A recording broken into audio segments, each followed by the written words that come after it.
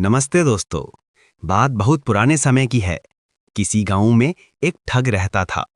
उस ठग का नाम था शंभू। शंभू अपनी माँ के साथ रहता था। जब वह 10 वर्ष का था तो उसके पिता का देहांत हो गया था। कच्ची उम्र में बाप का साया सिर से उठने के बाद शंभू ना तो ढंग से पढ़ पाया और ना ही उसके पास कोई खेती बाड़ी थी जिससे वह अपने घर का खर्चा चला सके। सो शंभू ने ठगी का धंधा शुरू कर दिया। अब आसपास के गांवों में शंभू इतना मशहूर हो गया था कि लोग उससे बचकर निकलने लगे थे। सबको पता चल गया था कि शंभू एक ठग है और बातों में फंसाकर सबको ठगता है। उसने गांव और आसपास के गांवों के लोगों को कई कई बार ठगा था। सो अब लोग उससे बचकर निकलने लगे थे। इस तरह से शंभू का धंधा अब चौपट सा हो गया था। सो शंभू ने एक दिन युक्ति लगाई कि अब कहीं दूर जाकर ठगी करनी चाहिए। गांव वाले तो अब मेरे झांसे में आते ही नहीं हैं। उसने अपनी माँ से कहा, माँ अब मैं किसी दूर गांव में जाकर ठगी करूंगा। तो माँ ने चिंता करते हुए कहा, अरे शंभू छोड़ देना बेटा ये धंधा।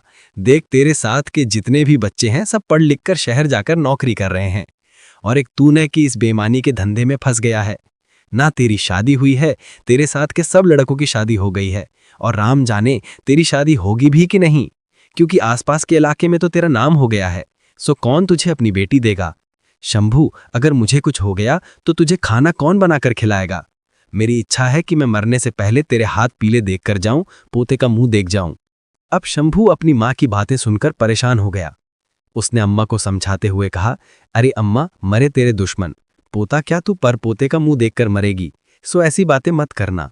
और रही बात मेरी शादी की तो तू देखना, इस बार जब लौटूंगा ना तेरी बहू साथ में लेकर लौटूंगा। अम्मा को समझाकर शंभू अपने घर से ठगी के लिए निकल गया। आज उसने कई गांव पीछे छोड़े और घर से बहुत दूर निकल गया। चलते चलते शंभू किसी गांव के खेतों में जा पहुंचा। वहां पर उसने देखा कि एक बूढ़ा आदमी अपने खेतों में काम करके थक हार कर पेड़ के नीचे लेटा हुआ है।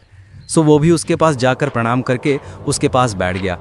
बूढ़े ने देखा कि कोई परदेसी मालूम होता है। कौन हो बेटा, कहाँ से आए हो? अब से पहले तो तुम्हें इधर कभी नहीं देखा। तो शंभू ने कहा, हाँ बाबा परदेसी हूँ, काम की तलाश में निकला हूँ। और बताइए आपका सब कैसा चल रहा है, खेतीबाड़ी अच्छे से चल रही है ना? तो बूढ़े ने कहा, हाँ बेटा बस ईश्वर की कृपा है। वैसे तुम्हारा नाम क्या है? तो शंभू ने कहा, मेरा नाम है जमाई राजा। अब बूढ़े को नाम थोड़ा अटपटा सा तो लग रहा था, फिर भी उसने शंभू से कहा, तुम्हारा नाम तो बड़ा अच्छा है, एकदम अलग हटके है। तभी बूढ़े ने देखा कि उसकी बेटी की बहू सर पर खाने की टोकरी लिए चली आ रही है। थोड़ी देर बाद बहू उनके पास पहुंची और बोली, बाबूजी खाना खा लीजिए, माँ ने आज सरसों का साग और मक्की की रोटियां बना कर दी हैं, साथ में चने का चोखा भी है। बूढ़े ने बहू के हाथ से खाना ले लिया और बहू को एक तरफ बैठने का इशारा करके शंभू से कहा, जमाई राजा आप भी खाना खा लो। शंभू भी सुबह से घर से निकला हुआ था और अभी दोपहर हो गई थी। सो उसे भी बहुत तेज भूख लग रही थी। उसने बूढ़े के हाथ से खाना लिया और खाने लगा। खाना खत्म करके दोनों बैठे ही थे कि तभी वहां पर एक डाकिया आ गया और एक चिट्ठी निकालकर बूढ़े को देते हुए कहा, लो बाबा तुम्हारी चिट्ठी आई है। तो बाबा ने कहा, बेटा पढ़कर भी सुना दो, तुम्हें तो पता है ना कि मैं पढ़ा लिखा नहीं हूँ। डाकिया ने चिट्ठी पढ़कर सुनाई। चिट्ठी बूढ़े के ससुराल से आई थी और उसमें लिखा था कि जिस हाल में बैठे हो उसी हाल में चले आओ, रोटी वहाँ खाओ तो पानी यहाँ आकर पियो, बहुत ज़रूरी काम है। बूढ़े बाबा ने जब ये सुना तो सारा काम ऐसे ही छोड़कर अपने ससुराल की तरफ चल दिए। बूढ़े की बहू ने भी खाने की टोकरी उठाई और घर की तरफ चल दी। शंभू ने थोड़ी देर सोचा और बूढ़े की बहू के पीछे पीछे चल दिया। बहू जब घर पहुंची तो अपनी सास से कहने लगी, माई आज तो गजब हो गया। सासू माँ ने पूछा, क्या गजब हो गया बहुरिया? तो बहू बोली, खेत पर बाबूजी के पास जमाई राजा आए हैं और बाबूजी ने जमाई राजा को कच्चा खाना ही खिला दिया, सरसों का साग, मक्की की रोटी, चने का चोखा और छाछ। बताओ जमाई राजा को कोई ऐसा कच्चा खाना खिलाता है क्या, वो भी तब जब वो 12 बरस बाद आए हों। असल में बात ये थी कि बूढ़े की बेटी का ब्याह 12 साल पहले हुआ था। ब्याह के बाद उसके जमाई ने आकर उसकी बेटी की सुध भी ना ली थी। अम्माई दर बहू ने खेत पर बाबूजी को उस अजनबी को जमाई राजा कहते हुए देखा तो उसे लगा कि शायद नंदोई जी आए हैं 12 बरस बाद और बाबूजी ने उन्हें ऐसा ही कच्चा खाना खिला दिया। सो अपनी सास से शिकायत कर रही थी। अब सास ने जब ये बात सुनी कि जमाई राजा आए हुए हैं तो पूछा, क्या सच में मेरी बेटी को लिवाने आए हैं? तो बहू ने कहा, हाँ माई मुझे तो ऐसे ही लग रहा है, पर तुम लोग ना पहले भी ऐसे ही गलती करते रहोगे, तभी तो नंदोई जी ननद को लिवाने नहीं आते हैं। अब देखो 12 बरस बाद आए हैं, तब भी बाबूजी ने उनको ऐसा ही खाना खिला दिया।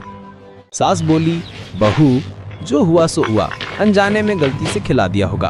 अब एक काम कर, अब तू चूल्हा जला और बढ़िया बढ़िया पकवान बना दे मेरे दामाद के लिए।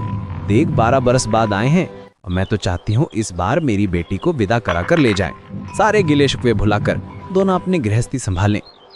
अब शंभू ये सब खड़ा चुपचाप सुन रहा था। उसने सोचा, अच्छा मौका है। वो घर में प्रवेश करते ही गुस्से में तमतमा कर बोला, देखो जी, देखो कैसी ससुराल है हमारी। 12 साल बाद दामाद घर में आया है और चने के चोखे से खाना खिला दिया। अब सास तो थर थर कांपने लगी, हाथ जोड़कर बोली, जमाई राजा माफ कर दीजिए, जो हुआ सो गलती से हुआ, अब की बार ना खिलाएंगे। देखो तुम्हारे लिए 7 पकवान बन रहे हैं। उनका दामाद 12 बरस से नहीं आया था, सो शंभू को किसी ने पहचाना भी नहीं। सब उसे अपना दामाद ही समझ रहे थे। बहू ने अच्छे अच्छे पकवान बनाए और उसकी सास ने पंखे से हवा करते हुए शंभू को अपने हाथों से खाना खिलाया। जब खाना पीना हो गया तो शंभू ने कहा, अम्मा हम सुबह जल्दी ही निकलेंगे, सो अंधेरे अंधेरे में ही अपनी बेटी को विदा कर देना। जो देना है वो रात को ही बांध के रख दो। सास ने जब ये सुना तो आश्चर्य से भरकर बोली, अरे दामाद जी, इतनी भी क्या जल्दी है? अभी तो तुम्हारे साले ससुर भी घर पर नहीं है। आराम से दिन में खाना वाना खाकर जाना। जब तुम्हारे साले और ससुर आ जाएंगे, वो पास के गांव में ही किसी काम से गए हैं, कल वापस आ जाएंगे। शंभू ने जब ये सुना तो उसे अपनी तरकीब फेल होते दिखी। उसने गुस्से में भरते हुए कहा, दे माँ जी, मैं इतने सालों बाद आया हूँ, अगर अपनी बेटी को विदा करना है तो अंधेरे अंधेरे में ही कर देना, नहीं तो फिर बिठा कर रखो अपनी बेटी को फिर से। अब सास तो डर गई, बोली, ठीक है जमाई राजा, जैसे आप कहो। अब बुढ़िया की बहू ने उसको समझाते हुए कहा, माँ जी देख लो, नंदोई जी 12 बरस बाद तो आए हैं, अभी भी तुम ऐसे नखरे कर रही हो ननद जी को विदा करने में। जरा सोचो, 12 साल तो अब बीत गए हैं। अगर एक गुस्सा होकर चले गए और फिर 12 बरस ना आए तो क्या सारी जिंदगी ननद जी को घर में बिठा कर ही रखोगी? मैं तो कहती हूँ जैसे नंदोई जी कह रहे हैं वैसे ही करो, क्या जाता है, अंधेरे अंधेरे में विदा कर दो। सास ने बहू की बात सुनी तो उसे भी जच गई बात। बोली, हाँ बहू तू सही कह रही है, चल जल्दी से जो बेटी को देना है वो दे देते हैं, वैसे भी हमारी कोई कमी नहीं है। दोनों सास बहू लग गई सामान बांधने में। कपड़े लत्ते जेवर खाने पीने का सामान बांधकर पोटली में रख दिया।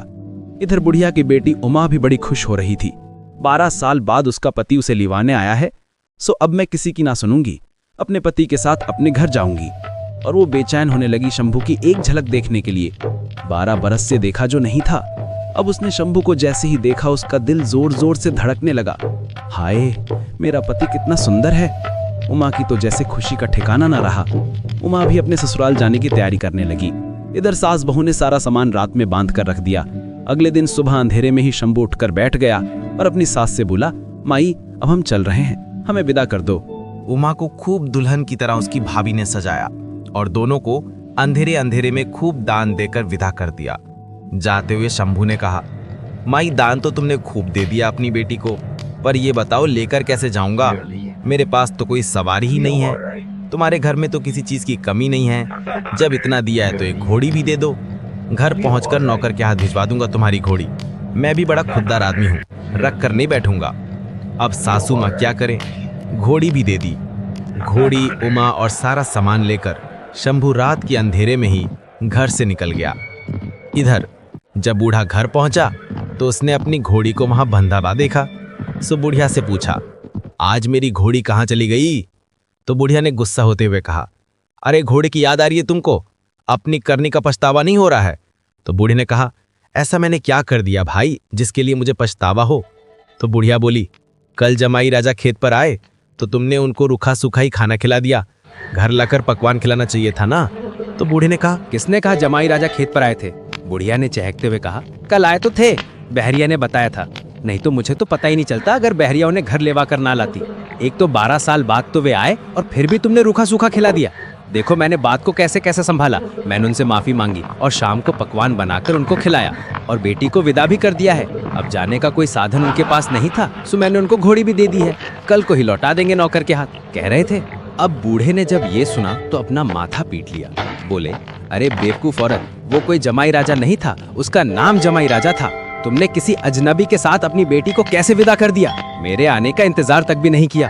तो बुढ़िया बोली, वे गुस्सा हो रहे थे, बोल रहे थे कि अंधेरे अंधेरे में ही विदा कर दो। मैंने भी सोचा 12 बरस बाद तो आए हैं, अगर फिर से गुस्सा होकर चले गए तो पता नहीं कितने ही बरस बाद आएंगे। सो मैंने वही किया जो उन्होंने मुझसे कहा, अंधेरे अंधेरे में ही बेटी की विदाई कर दी। पर हाय रे मेरी किस्मत, मेरी बेटी ना जाने किस हाल में होगी। बूढ़ी छाती पीट पीट कर रोने लगी। घर में मातम का माहौल छा गया। बूढ़े ने कहा, रोने से कोई फायदा नहीं है, हमें उन्हें ढूंढना चाहिए। सब लोग ढूंढने के लिए निकल गए। चारों तरफ खोजा पर कहीं पता न चला। उधर शंभू उमा और सामान के साथ घोड़ी पर बैठा चला जा रहा था। इतने सामान के साथ उसे घोड़ी पर बैठने में असुविधा हो रही थी। सो उसने अपने मन में विचार किया, कहीं से कोई गाड़ी, तांगा या इक्का मिल जाए तो कुछ बात बने, सफर आसान हो जाएगा। अब वे कुछ दूर चले तो उन्हें एक तांगा खड़ा दिखाई दिया। तांगे के मालिक के पास पहुंचकर शंभू ने उसे पूछा, क्यों भैया, क्यों खड़े हो? तो तांगे वाले ने कहा, भैया मुझे थोड़ा हल्का होने के लिए जाना है, पर तांगे को किसके हवाले छोड़कर जाऊं, इसी सोच में खड़ा हूं। शंभू ने कहा, देखो भैया, वैसे तो किसी पर भरोसा करने का जमाना नहीं है, पर अगर तुम मुझ पर विश्वास करो तो मेरे भरोसे पर ये तांगा छोड़कर चले जाओ। तांगे वाले ने एक सरसरी सी नजर शंभू पर डाली तो उसे पहली नजर में शंभू बड़ा शरीफ आदमी लगा। वैसे भी शंभू शक्ल से बड़ा भोला भाला ही लगता था और कद काठी देखने में भी बड़ा गबरू जवान था। सो तांगे वाले ने उस पर विश्वास कर लिया। तांगे वाले ने शंभू से पूछा, भाई तुम्हारा नाम क्या है? तो शंभू ने कहा, भाई मेरा नाम तो गाड़ीवान है। गाड़ीवान, ये कैसा अजीब सा नाम है? तांगे वाले के मुंह से अचानक ही निकल गया। भाई मेरी माँ ने रखा है, ये बात तो वही जाने कि उसने ये नाम क्यों और कैसे रखा। तांगे वाले को जोर की आई थी, सो उसने नाम में ज्यादा दिलचस्पी ना दिखाते हुए तांगा उसके हवाले किया और हल्का होने के लिए झाड़ियों के पीछे चला गया। शंभू तो बस इसी मौके की तलाश में था। उसके झाड़ियों में जाते ही उसने सारा सामान तांगे में लादा, घोड़ी को तांगे के पीछे बांधा, उमा को तांगे में बिठाया और वहां से चलता बना। पीछे से वो आदमी चिल्लाता रह गया।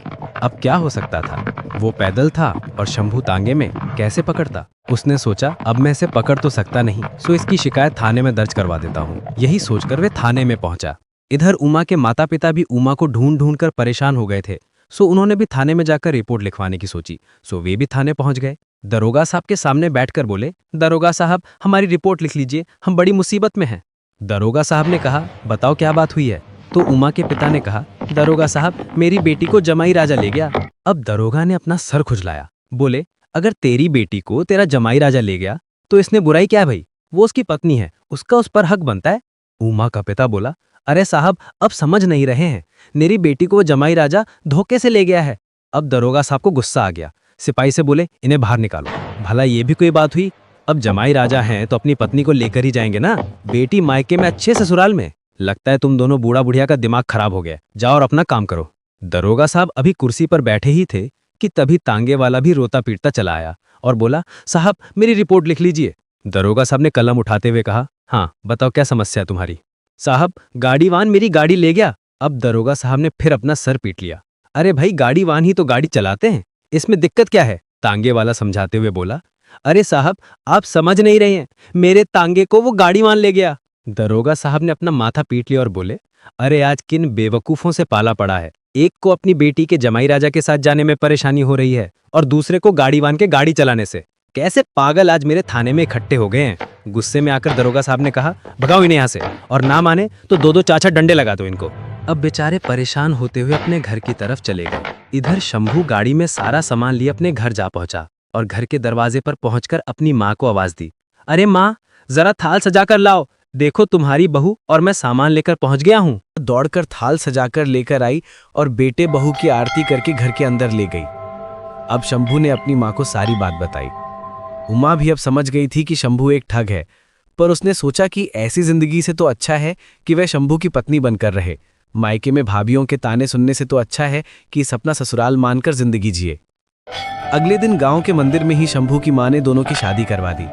अब दोनों हंसी खुशी अपनी माँ के साथ सुखपूर्वक रहने लगे। उमा ने तार भेजकर अपने माता पिता को भी अपने सुख भरी जिंदगी की सूचना दे दी थी, सो माता पिता भी निश्चिंत हो गए थे।